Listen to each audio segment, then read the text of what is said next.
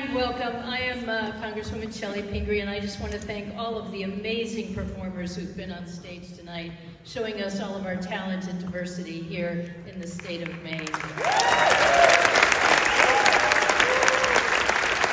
thank you to Dinah and Creative Portland for bringing us all together for this amazing evening.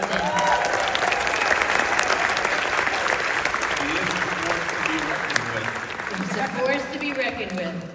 So this is an opportunity to talk a little bit about how the arts are so important in our lives. They bring us together. They show us our incredible, great diversity. And they do bring us hope in these very, very hard times. And I think that's an important thing to remember. They're also a really big economic engine, and we shouldn't forget that. They help to drive our state's economy. They're as big as many other sectors, I think even bigger than lobstering, excuse me, lobster fishermen, but I think it's true. And we have to recognize and give them our support. Now, I have the good and sometimes challenging fortune to work in Washington. Our job. In fact, it's really the opposite.